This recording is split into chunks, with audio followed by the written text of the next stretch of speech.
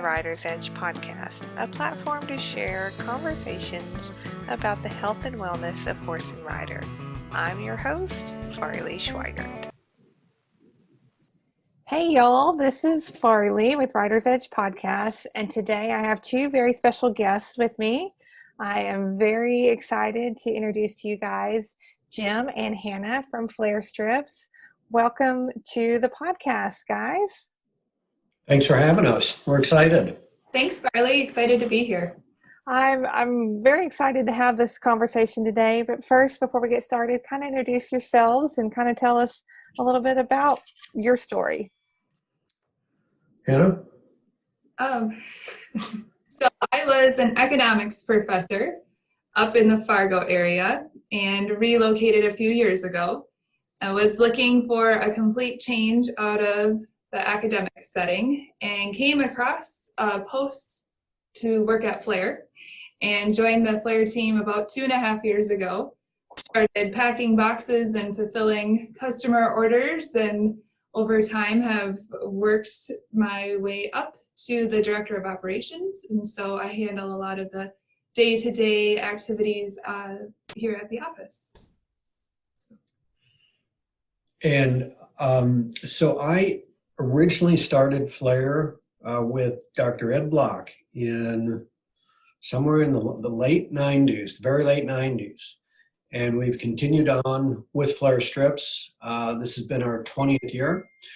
And somewhere along the way, I've done some other things. I was originally a veterinarian, practiced in the veterinary world, and then I went into the human medical products world, and I've been in the human medical products world, but Flair has always been, a project, if you will, a product that allows me to practice my passion with horses without having to be in the corporate world. So, ran into Hanna, who did come here to pack boxes, and it didn't take us very long to figure out, while she was very good at it, that wasn't what she was meant to do. And so Hanna is really, on a day-to-day basis, she's running everything behind Flair, and she's a great team member to have. She's got a staff that she manages, as well as managing myself as much as she can. I love that. That's one of my favorite things about Rider's Edge is we get the backstories of the people behind the great products in the company, and I think stories are what make the world go round. So I love that. So I kind of wanted to bring you guys on today and talk about some things that are very important, especially in the timed event industry, the race industry as well. And that is EIPH, also known as exercise-induced pulmonary hemorrhage, or more commonly known as bleeding, right, if your horse is a bleeder. And there's a lot of information out there, I know, but I just feel strongly that telling the story and starting and building a foundation on that story so we know what we're dealing with, and that way we can take it to where we need to go. So exercise-induced pulmonary hemorrhage basically means that there's blood in the lungs during or after exercise. And as you know, as a PT, blood should probably stay in the blood vessels for the most part. And when the blood isn't in the blood vessels, you have to scratch your head and say why. And in the case of horses, what we do know is they are pretty superior athletes. And one of the things that allows them to be such superior athletes is the ability to move oxygen and carbon dioxide very efficiently across the pulmonary capillary membrane.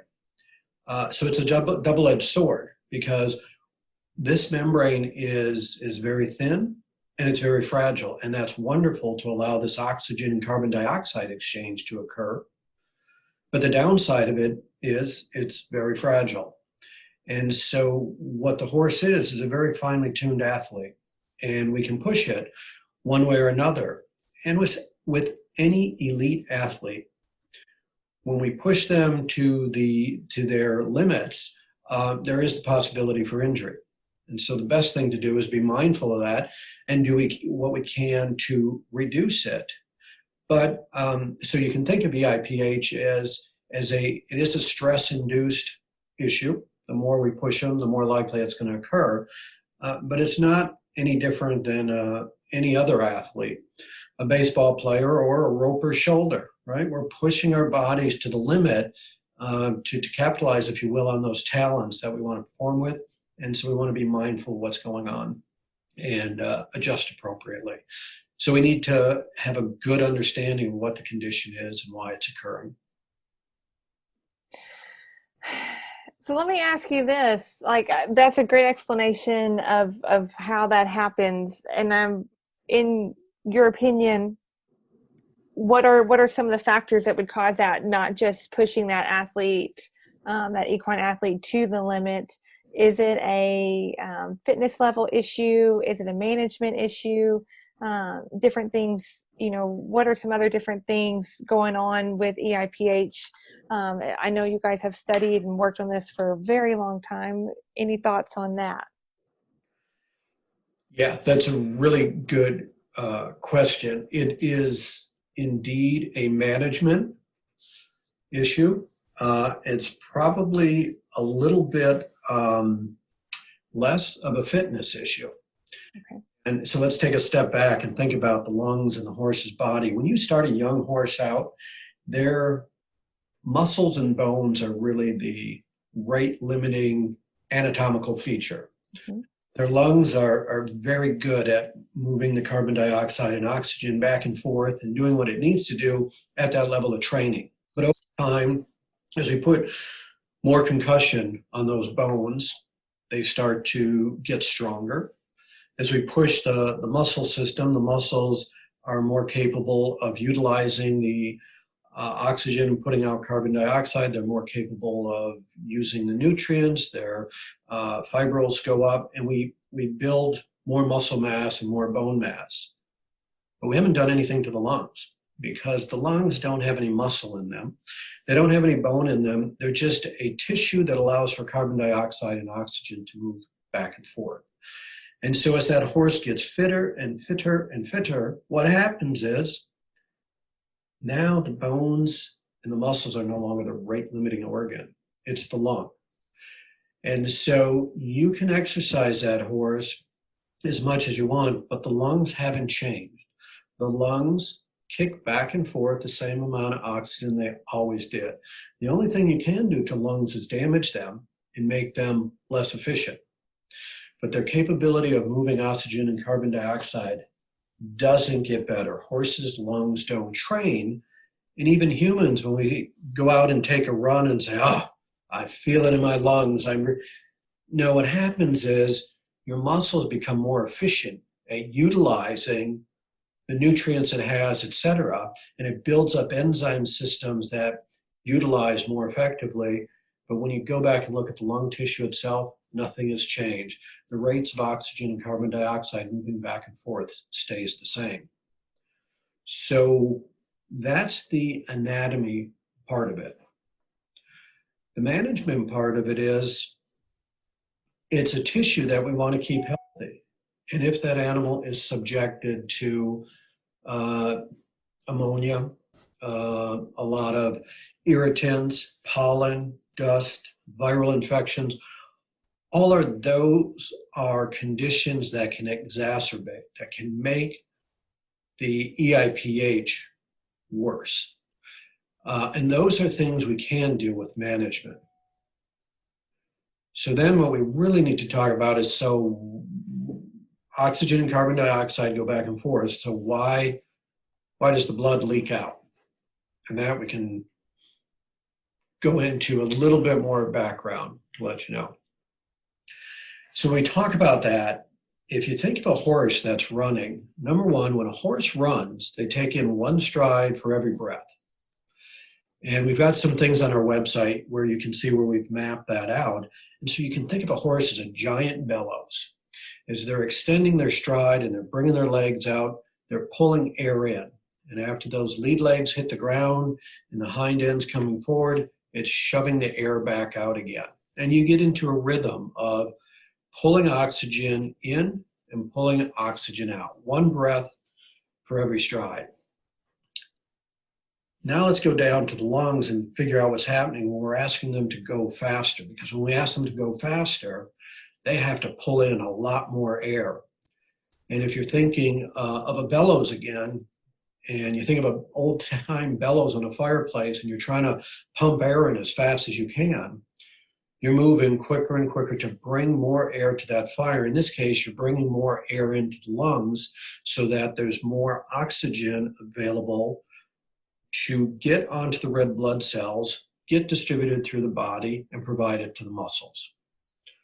So now let's drop down into what's going on when a horse starts to run. You're bringing more air, but the other thing is you need to take that oxygen and distribute it to the body because your nutrient needs and your energy needs have gone up. So that means the heart has to start pumping a lot harder and a lot faster to send that blood around. The other thing that happens is the horse has a very large reserve of red blood cells in its spleen. And so the spleen contracts. When we take our horses out to warm them up, one of the things we're trying to do is get the spleen to contract to send more red blood cells out there. So there's more red blood cells in circulation to carry the oxygen. So we've taken this blood that's moving through the body, and what do? Well, first we just made it thicker because we put a whole bunch of red blood cells in there, more than there is at rest. And now we're going to push it around a lot faster. And when we do that, that means all of the blood vessels, particularly in the organs that are important for performance, that's the muscle and the lungs, are going to become engorged. They're going to have more blood coursing through them. And if we go all the way down to these little capillaries in the lungs, what's happening is they're getting engorged. They're swelling up. If you think of blowing up a balloon, these blood vessels are expanding with blood on the inside, and they're pushing against the wall of the blood vessel, okay? But we just said that you're also taking more oxygen in, and you've got this horse pulling more and more air in. You're creating a huge suction pressure. So now if you picture that little balloon with a whole bunch of blood on the inside, and on the outside, you got a strong suction that's pulling on it because it gets pulled as it's pulling air in. You've got a blood vessel surrounded by a pulmonary capillary membrane, which we said is very fragile. And on the inside, it's getting pushed really hard. And the outside, it's getting pulled really hard. And eventually, that membrane is going to fail. It's just going to tear because you've pulled so much suction on one side and you put so much force on the inside that blood and fluid will start to ooze out. Now, in a lot of cases, it's not exactly blood. It's more serum that has oozed out. But then as well, you're going to have a certain number of those capillaries that are just going to flat out break. And when that happens, you will have blood leaking out. And so those pressure differences going on in the lung when the horse is going faster are what ultimately cause that membrane to fail and the blood to leak out of the blood vessels and end up in the airways. And that pulmonary capillary membrane is 1/100th the thickness of a human hair. So it's a very thin membrane, which makes it efficient but fragile. Yeah. Yeah, it's just mind-blowing. You know, when you continue to break down the anatomy of the horse, it is mind-blowing how they have been created and how they can do what we ask them to do in the performance arena. When you get to that thin of a membrane and you think about what we do no matter what level of competition you're at. And the other thing you have to think about, it was an Olympic rider from Canada that said to me one day after we were talking, she said, yeah, we always used to talk about the lungs as the silent organ. You never really think about it until you have a problem with it. It's not as external, and early injuries aren't as noticeable as they are with tendons and bones, etc. But it's also an organ that has this function, maintaining oxygen, but it's vulnerable to all kinds of stresses. We just talked about the blood pressure and the airway stresses that impact it. Now think about As that horse is running, every time that horse takes a stride, it flies through the air. And if we slow it down, what happens with that lead leg? You've got this horse flying through the air. It's got a nice forward momentum, and then that front leg hits the ground. So you've just ended that forward momentum for a minute, fairly abruptly. As the back end comes up, they break over, and they do it again. Well, every time that front leg hits the ground, you've got a shock wave that goes through the leg, and it hits. And there are theories, interesting theories, that you watch that shock wave, and it moves up the horse's leg, through the shoulder, and it has to release somewhere. Started at the foot. Well, the highest point after that is right near the withers. And if we look at horses and we look at where we see the most amount of bleeding, it's right along that top line of the lung. It is believed that it's that shock wave dissipating that causes that to happen. In fact, there was a time when people looked at horse lungs and they said, oh my, look at all this blood on the top.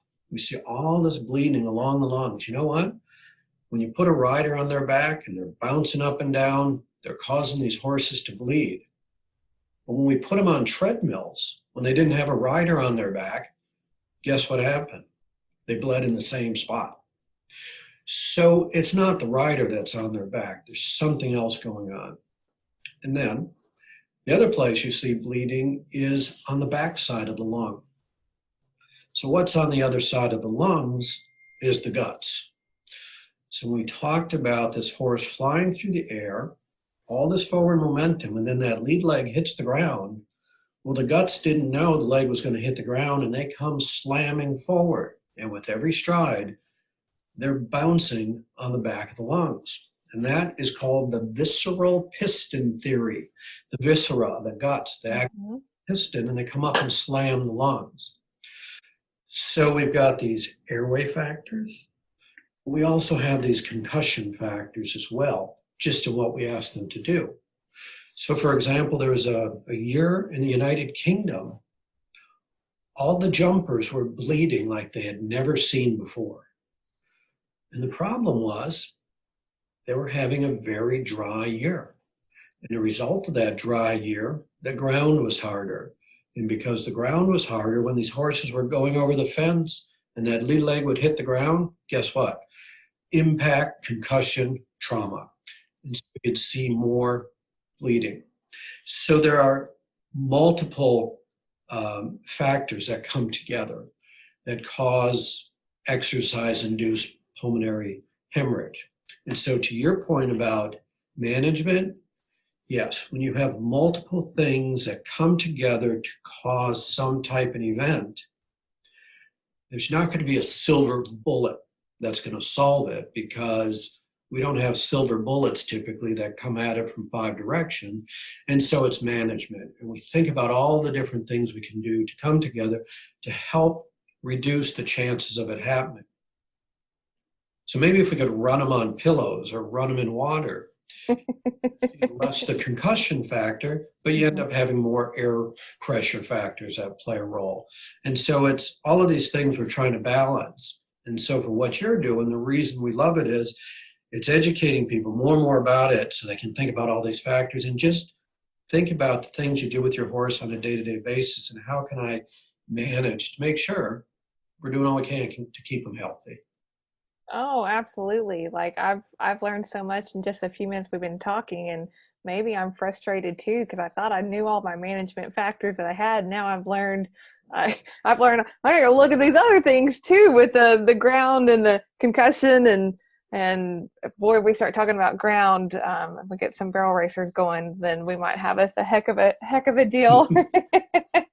But just looking through those two theories, along with the other management, I had the privilege of hanging out with Donna K. Rule last summer when she was rodeoing out west, and so we would talk about different, the different dry climate and everything. So you talking about those jumpers and the dryness and the concussion of the ground because the ground was harder. I was thinking in my mind, well, the air's drier So, are we having another problem with the bleeding aspect because of the humidity change and the difference in that as well? If we're talking about a management standpoint, because I mean, we're adding management, we're adding more to what we need to manage or at least be thinking about with our athletes. Yeah, absolutely. Humidity seems to play a role in it. Altitude, we know, plays a role in it, and temperature, we know, plays a role in it. In fact, your alma mater does some work on EIPH, and one of the models that I know they've used is if we want to induce lower airway disease to understand it, or inflammatory airway disease, which also adds to EIPH, the likelihood of it occurring. One of the ways to do it is to subject the horse to temperatures of 40 degrees or less. And when they are running and they're working in temperatures of 40 degrees Fahrenheit or less, they're more vulnerable to bleeding as well. They're more vulnerable to inflammatory airway disease. So to your point, humidity, dryness, temperature, all play a role in the condition. Oh, wow. I love this. I love having these conversations and getting to learn all of these things. Because we would drive around out west and, come in from the flatland going to, we'd go anywhere from Colorado Springs out to Idaho. I was out kind of between Colorado, Wyoming, and Utah when she was out there, and how different that is from Oklahoma. And so those factors go in a lot as well. So you've kind of given us a foundation and a lot of knowledge about EIPH. How did we get from all this knowledge of what's going on with these horses to developing the Flair strip, and how does that fit into this very large picture that might keep getting more complicated as we learn more? Well, a couple things. One of the things you want to think about, and this goes back to your question of management, is we know that every time a horse bleeds, they're likely going to bleed the next time a little bit more, because there were some early studies that were done in Australia that have been validated and repeated. Just taking a horse's own blood out of the vein and sending it down the airway, putting a scope in and putting blood into the airways, caused those horses to bleed. And so one of the things you want to think about, as we said, is blood should stay in the blood vessels. Mm-hmm. Outside the blood vessels, it can be an irritant to other tissues. And that irritant, when it gets out now, it's going to irritate the alveolar membranes, the membranes on the inside of the air portion of the lung, that makes that more friable, you'd call it, or more likely to break or tear. So every time we can help reduce bleeding, only helps reduce it more in the future. So what we look for is what are the things we can do to help? And I think we all know about the drug Lasix. Mm-hmm. Lasix is used quite frequently in barrel racing and in other, at least in thoroughbred racing in the United States. What Lasix is a diuretic. And that means that it's the horse will urinate more after giving it, at least the first time. And what that does is it draws fluid out of the bloodstream. It has to pull it from somewhere, and it pulls it out of the bloodstream. But what that means is, remember we talked about, as the horse is starting to pick up speed and the spleen contracts, we put more volume into the blood vessels, which exerts a pressure outward.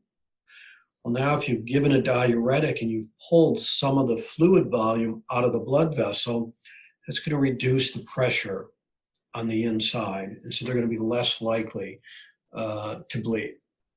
Okay, so that's one thing that happened. With Flair, what we were looking at is there are two parts to it. There are many parts. We talked about the concussion parts, and we talked about the inflammation that causes irritation. But if we just look at what we talked about at the beginning, the swings in airway pressure because of the strong suction force on one side and the high blood pressure on the other side, let's just focus on that. If you think about a vacuum cleaner and you're sucking air through a tube and you open the diameter of it a little bit, the suction force that you're going to feel if you're putting it up against your hand like a vacuum cleaner, the bigger that opening is, the less it's going to suck. Okay? And what that tells us is, it's called Poiseuille's law, and it says if you take any tube with a fluid moving through it, and you open it by an increment of 1, the resistance to flow goes down 16-fold. So that means there's less resistance to pulling the air through a vacuum cleaner. In the same way with Flair, by supporting that little area of tissue, we'll come back to the nasal passage, where Flair strips work, we're helping keep that tissue open. And by doing that, it means the amount of pressure needed to bring in the same amount of oxygen is less. That vacuum force can be less because it's moving through a bigger space. And that transfers all the way down into the lungs and that suction force that's on the capillary. And so what we've done is on the other side of the capillary, where you have the strong suction force pulling out on the wall, now there's less pulling out on that wall. And so there's less stresses down there to pull it. And so the pressure swings between every breath, pulling on that blood vessel is less. So we were looking at, how do you change what's going on in the lungs? How do you change the airway pressure? At the time, there was some work by a guy named Bob Cook, and Dr. Cook is at Cornell University. And many, many years ago, he figured out horses that were roarers, or they had a paralyzed flapper. You probably saw a lot more bleeding in those horses than non-horses. And his theory was, well, you've got this tube, and if you get resistance in that tube, you're going to cause more bleeding because you have more resistance. When a horse is a roarer or a flapper, they have a piece of tissue getting in the way, causes more resistance in that tube because it's reduced the diameter. While we didn't quite know it at the time, later as we went to the literature, we found out that the narrowest part of that whole tube from the nostril to the lungs is in the nasal passages. It's not in the nostril, it's not in the throat. It's a tissue a little ways behind the nostrils called the nasal passages. And you can see it for yourself. If you go and put your thumb and forefinger on either side of your horse's nose and you run down that bony nose, all of a sudden, your fingers are going to fall in. And you can feel it on yourself. There's hard bone, and as you run your fingers down, they fall off the bone, and there's this area of tissue that you can squeeze in real easily. You can squeeze it in from the outside, but when you're creating vacuum forces like a freight train, like a horse does, that internal suction pressure is pulling that tissue in and narrowing the passageway. So all Flair strips are doing is supporting that tissue so that there's less narrowing, and by that, it means there's less resistance in that tube, and therefore it has an impact on the vascular, the pulmonary vasculature and the pressure changes that are going on in the lungs as well. So if you think about it, one, the horse isn't getting more air with Flair strips. They're getting the same amount. And a horse can't get more oxygen with Flair strips. They get the same amount, but it's with less work. In fact, about the only way you can get a horse to get more oxygen is either strap an oxygen tank on their back and put pure oxygen in, or put them in a hyperbaric chamber, but it's kind of hard to run them when they're in a hyperbaric chamber. The other thing to think about when you think about that resistance, as a human, if you're having obstruction in your nasal passage, you've got a really neat tool of what you can do, and that is you can open your mouth and you just take more air in that way. The horse can't do that. The horse is an obligate nasal breather. And while they're grazing and in the pasture, they can breathe okay through the mouth and nose. But once that horse starts going fast, it can't breathe through its mouth. It can only breathe through its nose. And so again, this is where Flair works. You've got this one tube for getting air in, and all we're trying to do is help make sure that tube is as open as possible to get air in as easily as possible. Oh, such a great way to take that science down to real world, and we're essentially um, reducing the resistance so there'll be less pressure for things to break down. Exactly, in the lung. Again, there is a video that we put on our website that I refer you and your listeners to, because it was always, it's kind of a challenging concept too, to say in 2 minutes, but we could do it in video in about 2 minutes. And it's a video that helps diagram what's going on there, to help visualize what those pressure swings are down in the lungs, that where Flair makes a difference. Yeah, so if you go to flairstrips.com, in the Learn section, we have an area on protect from bleeding. And we've got an explainer video on what is EIPH, to kind of break down the anatomy and look at that. That's protect from. I think that's a really good point too. Is the other thing to remember is we haven't found anything that stops bleeding. Nothing stops bleeding. Lasix doesn't, Flair doesn't. What they do is they reduce it. The other thing that we've learned can help reduce bleeding are high doses of omega-3 fatty acids. The problem is you have to feed it for 3 months, and it's in very, very high doses. And we've experimented with it, and I have draft horses that'll eat anything except high doses of omega-3 fatty acids. So to get a dose sufficient to provide benefit, it's difficult. But the reason it takes 3 months, and the reason we think it works, is that as these red blood cells, if you look, I think there's a clip on our website that shows the size of the red blood cells relative to the capillary they're moving through. And these red cells are about the same diameter as the opening of the red, or as the diameter of the blood vessels. So they're actually marching single file through. And as they are, they're kind of moving along and scraping along the blood vessels as they go through. Well, if you think of scraping anything, that creates forces and can help tear something. With omega-3 fatty acids, it's believed that they get taken up into the red blood cells. It gets to become part of the wall of the red blood cell and actually becomes slipperier. So when these little red blood cells are marching through the capillaries, they're lubricated and they put less shear forces on the walls of the capillaries and they move through. And so, a nice thing to do is if we can get such significant doses in there that will stay fresh, not spoil, and where we can get horses to eat it, it too is another thing that will help reduce EIPH in these horses. And then, inflammation as well, keeping your horse vaccinated, reducing the amount of dust, all of those things that cause airway irritation. Well, let me ask you this, because this rattles around in my brain. And of the things I've learned today, I probably feel like I know where this answer will go, but what about hydration?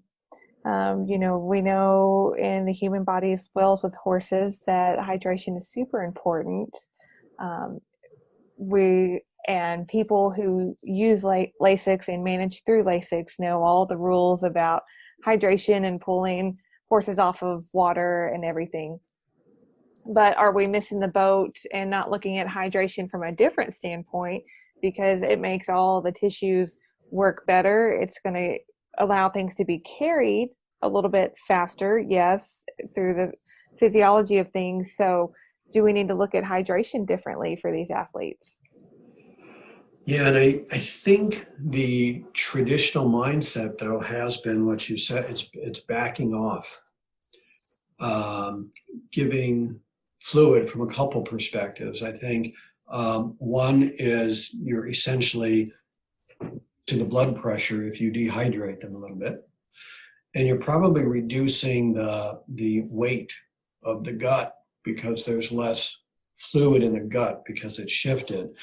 So the question is always, how much do you really want to dehydrate an animal before they run? But in this case, at least to our best understanding, and I think we could always be doing more research in this area, the theory has been reduce the water intake before running to help drop the blood pressure a little bit. That blood pressure comes back fairly quickly when you rehydrate them. But, you know, when I was a track on the vet, I know a vet on the track, I remember horses that were on Lasix, and the next day they had a pounding headache because we probably drew so much fluid out of them. And not that I'd know, but it might be like a hangover where you've dehydrated your body a little bit, and you feel it, your body feels it. So I think hydration is critical. It's what's that magic formula that you know, it's knowing your horse, knowing when you're getting water back into them that you want to be thinking about. Sure. And anybody listening that knows the golden rule of managing with Lasix and when to pull them off of feed and water prior to competition and everything, that's I'm not disputing that or even challenging that everybody has that worked out very well. But I've been sitting here thinking about this globally. Are we looking at this wrong, and we need to look at hydration differently on how we think about bleeders? I don't know. That's why we have conversations, so we can learn things and move things along. You know, I think that's a really, really great point. I believe, if I can get on a little bit of a soapbox, is we've looked at Lasix for years as the answer. But as a result of that, what we've really done is locked ourselves back in the 1960s. Lasix, the first time my understanding was ever used was in Northern Dancer in the 1963 Kentucky Derby. And since then, we've used it and looked at it as a solution without really looking at the horses to find out how much it was impacting them. And it caused us to get lazy, I believe. And when we go to Europe and we watch what they do, when you look at the European horses, they're very much, at least in race horses, in tune to their horses, because they don't look at Lasix, because they can't use Lasix on race day. So they don't look at it as a silver bullet, and they're looking at other ways to reduce bleeding. So to your point, yes, there's some other way we should be thinking about it. We thought about it so long in terms of this blood pressure. You bring up the point of keeping the animal well hydrated so that all their physiology is functioning optimally. Is there something on that end of it we should be doing and thinking about? And I'm hoping as the U.S. and the racing industry moves away from the use of Lasix on race day, it's going to cause people to rethink, and necessity is the mother of invention, and it's going to cause more people to challenge and ask questions in a different way, and hopefully would come up with answers to questions like you're asking there. Yes, I like that, because I just been driving around. I think a lot when I drive, apparently, and I thought, well, maybe we need to stop and back this train up and look at it differently. I started doing that in my own personal story. I had a mare we figured out was bleeding, and was bleeding pretty significantly by the time we figured it out, because she never outwardly bled. And as we gave her time off and healed up, and then I had to go do the Lasix routine, it just hurt my heart, because I'd be at a rodeo, and it was just, she was a little bit of a dramatic mare, well, I'm not going to lie, but it just hurt my heart to have to go through that to go do this. And so I started looking for alternatives, and that's when I ran across you guys and started using Flair strips, and I was able to manage her differently with a nebulizer and Flair strips, and completely pull her off of Lasix and be successful with her at the level she was able to compete at. So that's why my brain's always thinking, is there something else that we can do differently? When we know better, we need to do better. Right, exactly. Well, I think the other thing is that we run into is there's a misconception when people say, my horse doesn't bleed. What we find when we look at horses on treadmills, if we put a horse on a treadmill at a trot at a 20-degree incline, they bleed. And so we started looking at something. The literature is pretty complete with thoroughbred and standardbred. So we started a study in Florida where we'd scope horses after performance. And it didn't matter if you saw blood at the nose or not. In fact, only about 5%. Other studies show even less than 5% of horses that bleed ever show it at the nostril. Bleeding is going on way deep in the lung. And so even when you scope these horses, sometimes you could miss it. And again, if I could tell the story, when I was on the racetrack, you would see a horse running and it would hit a wall, right? That horse is running full tilt and all of a sudden something happened and it pulled up. And you know it bled, right? Just no doubt about it. You'd pass the scope and I'll be darned, there wasn't any blood in there. But the horse would go back to the barn and then I'd get the call 3 or 4 hours later. Hey, doc, you know what? When I put the feed bucket down to feed that horse and he or she put her head down, big glop of blood came out. Because that bleeding goes on in the lung and it takes a while to migrate. And so depending on how much it bleeds or the exact location of the bleeding impacts how long it takes to see blood. But we started just scoping horses, and about 70% of barrel racers, when we scope them, we see blood with an endoscope, and that's not catching them all. When we do our studies with Flair, we look at scoping, but more importantly, we want to know what's going on in the lungs. So we do what's called a bronchiolar lavage, bronchial alveolar lavage, and we flush fluid down into the lungs that goes down, swishes around, and comes back. And we can count the number of red blood cells there. And that's a more accurate way of determining what has gone on in the lungs. But most of these horses do bleed. Now, having said that, remember I said at the beginning, this is a fragile membrane. And so the question that came to me one day was, well, can my horse bleed in the pasture?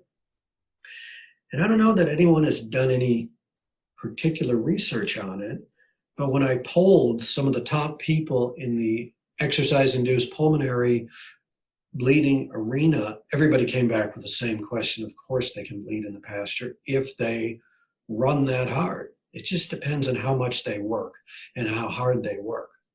So we know it's leaky, and we know we got these horses over here that are big bleeders. We need to understand a little bit is what's normal bleeding or a certain amount of leakiness we're going to accept and what isn't. But I think ultimately what we know is either way, we want to keep it just as low as possible. But the fact that there's no blood at the nostrils tells you pretty much absolutely nothing about whether or not your horse is a bleeder. Yes, because the ones I've been around have rarely ever shown any blood at the nostrils. And, within my particular story, I felt like we managed that mare well as we got some healing, because the body, whether we're talking about horses or people, is very amazing at healing if you give it time and give it the right conditions to do that. So being able to change that management around, I felt like worked while I had her, but doing those more intensive studies are always the more knowledge we have, the better to help make the right management decisions for our athletes. Right. And I think you want to think about healing, because the lungs, the other thing about them is they don't really have a good tool to heal. When they heal, it's kind of like a pulled tendon. They heal with scar tissue. At least with a pulled tendon, we have therapies we can work on from the outside. We make sure we exercise them to get the scar tissue that's going to fill in there at least aligned longitudinally, so it provides support. In the lungs, we don't have that luxury. Usually when the lungs are damaged, they're going to heal with scar tissue, and that scar tissue is less elastic, and so it's more vulnerable to breaking again. And so, there is something to be said for just some downtime too, to let the healing process go as much as it can and resolve some of the scar tissue in there. But unfortunately, when the body heals and it replaces normal tissue with repaired tissue, it's never quite as elastic or as viable as the original tissue was. Yes, typically it's 70% strength. And I mean, that's or at least in my knowledge, that's always been kind of the rule of what scar tissue is. So if you're losing 30% in elasticity in an area that we've just talked about being 1/64th of a human hair that thin, then you're losing a lot within that 30%. Right. So I think we've done a really good job of going all around the lungs and the management of the horse and laying that on that foundation. And we've talked about how Flair strip fits into this. Let's talk a little bit more about the use of Flair strips and maybe the application process. I know Hannah and I had a long conversation the other day about applying Flair strips correctly so that they will work at their optimal use. But let's kind of take the conversation that way so that we have the full, complete picture. As we've been dropping a lot of knowledge bombs today. I'm so thankful for this time and this conversation.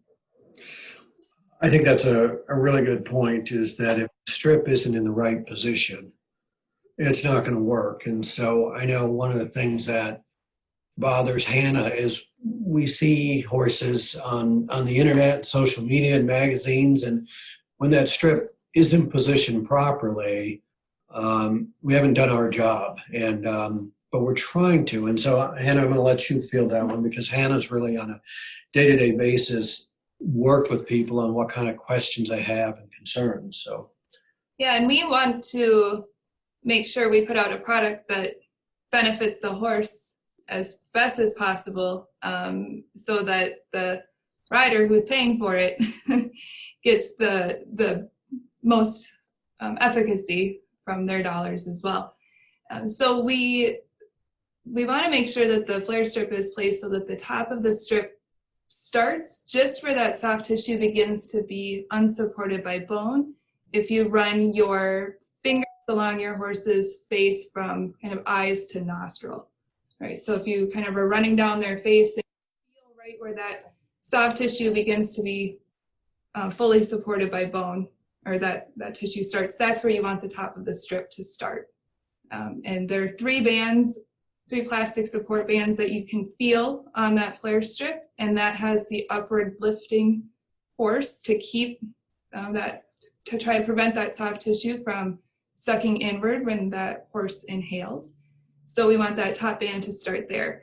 For most horses, that's you want the bottom of the strip about 2 finger widths above the horse's nostril. But depending on how big your horse's face is, might be a little bit higher, or maybe you can go a little bit lower, because not every horse, right, is the same size. But anatomy changes. When I take selfies with my colt, I always say a horse walked into a bar because his face is so long. So sometimes you see a strip a little bit higher, and it just may be for that horse, and with their anatomy, that's where it should be. But kind of the 2-finger rule tends to be the good starting guide at first. And you know what? If it's a little bit high or a little bit low, it's still going to provide benefit to the horse. So you don't have to panic too much about it. But we want to find that ideal placement position. And then it's important that the strip gets put on when the horse's nose is clean and dry.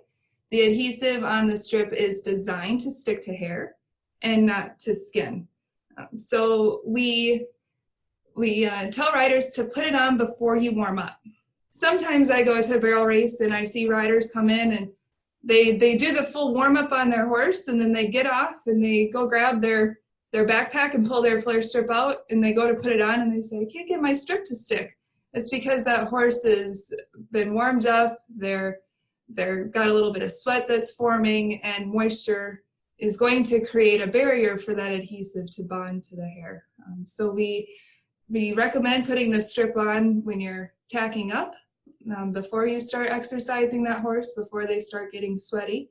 And if you're in a climate where it's a 100-degree day and it's hot and humid, try to get your horse to an area where you're out of that direct sunlight, so that they're not sweaty standing at the trailer. I just want to add one thing there, that we're always looking at the adhesive, and you know, you want to make it as good as possible. And as we learn is that because that adhesive sticks to the hair, as long as you put the strip on before the horse is wet and you've made that bond between the hair and the strip, you're good, because a horse will sweat and the strip can live through that. But it's, if you think about taking that hair, putting some moisture on it, and then sticking to it, that moisture that's sitting there before you stick to it creates a little barrier. And so, to Hannah's point, it's catching it before the horse is sweated and get the strip on, and then let them sweat. Yeah, and then go and begin your work. And then also, kind of as Jim talked about too, with that adhesive, when you go to put it on, you want to make sure that you don't have dust on the horse's nose or some of those fine dust particles, especially if you've had your horse in a stall and maybe you've got kind of shavings, or just depending on your environment. And so we recommend making sure you clean that nose with a towel, or you'd even take a piece of vet wrap if you've got some and tear off a clean piece and rub that on the horse's nose.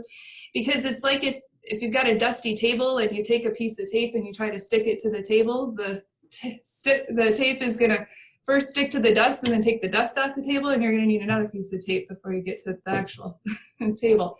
So you want to make sure you get the dust off so there's nothing that creates a barrier. And then we recommend to, if you look at the package on the back, there are instructions step by step. We also have some videos online that you can go to our website, flairstrips.com, go to the section on applying a strip. But you want to bend the Flair strip along the score marks on the edges to create kind of 90-degree angles. That way the little side tabs of the strips along the edges will be less likely to also lift up, and the strip will stick better as well. And then once you put it on, hold your hand over the strip a little bit if you can, to let that adhesive get bonded, and you're ready to go. And then when you're done running, leave the strip on as long as possible to allow your horse to cool out well with the strip on. So when you're done running, you're kind of huffing and puffing afterwards. Your horse is pulling in a lot of air to cool their body temperature down, because that's one of the functions of the lungs, is to help regulate body temperature. So as they're pulling in that air when they're done running to help them cool out, leave the strip on so that it makes it easier for them to bring that cool air in that recovery process as well. Well, I think that just makes sense on what all Jim has covered, what we've talked about today. From a management standpoint, if you're putting it on before you warm up and you're leaving it on after, through cool down, even after you have stopped walking them around or cooling them down and they're just standing at the trailer recovering, I know for me personally, I would let my mare wear it home often. It would still be stuck, and so why not again continue to decrease the resistance to improve all the function all the way around. Exactly. I also, like you, haul my horses home with them on. If when I get done competing and I cool them out and tie them up, if the strip is still sticking on, if they haven't rubbed around on something, or a feed bucket if they're in their stall, the strip's still on, I haul home with it in the trailer, especially on a warm day as well. If that trailer's kind of hot, and depending on your environmental condition too, it can be beneficial there. just like you, I leave it on until it kind of falls off on its own. If later in the day you've got a second run with your horse, or if it stayed on overnight and the next day you've got another run, or you're going to go work your horse, as long as the majority of the strip is still sticking, it's going to provide benefit to your horse as well. So let me say awesome. Awesome. So you can kind of get Flair strips a lot of different places. So if somebody is looking for some or order, how's the easiest way for them to go about doing that? That's a great question. You can visit flairstrips.com. In the shop area, you can see what's available ordering directly from us. You can also go to our retailer locator, so you can put in your address to check if your local tack store also carries them, or just send us an email and tell us where you're located, and we'll make sure you get you the information on who we know that's close to you and get you your Flair strip. Awesome. And what if we have a listener that is saying, well, I've tried this 40 different ways and I still can't get it to stick. How can they have a resource to help them? Please reach out directly to us. I usually field those email inquiries, and I'm happy to get on the phone and learn more about their experience, learn more about their horse, and get them some application tips to give it a try again and figure out if how we can make their experience with our product successful for them and their horse. Awesome. Well, I want to thank you guys so much for the amount of time and knowledge and science behind everything today. I know I learned some things, and that's always one of my favorite things about having conversations with people. Great. It's fun to talk about it. We appreciate talking with you. Really appreciate what you're doing to help bring more information about health in a whole bunch of different areas on horses. That's wonderful. Thank you so much. Hanna, kind of give us a social media rundown real quick before we let you go. We've talked about the website several times, but any other ways? Because everybody communicates differently these days. That's right. Oh, thank you. We are on Facebook, Instagram, Twitter, everywhere. Flair Strips is our name there. We also have a UK Flair Strips Facebook page, a UK Flair Strips Instagram page as well. And our website, again, is flairstrips.com. And on flairstrips.com, you can also see some new colors that we're coming out with and some limited edition strips that we have as well. And if you're interested in creating your own design of Flair strips, you can check out our website in our customized section. We can work with you to get your own artwork on a Flair strip as well. Ah, very cool. A lot of new things coming along. Well, thank you guys again for having a conversation with me today. Thank you so much, Farley. It's been great. Thanks, Farley. It's been great. Have a good day. Y'all too. Okay. Bye-bye. Bye. Thank you for listening to Rider's Edge Podcast. For show notes and other thoughts, head over to ridersedgetherapy.com.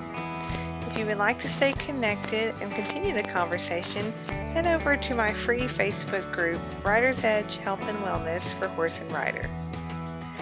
Thanks for continuing the conversation, and as always, I will see you down the road.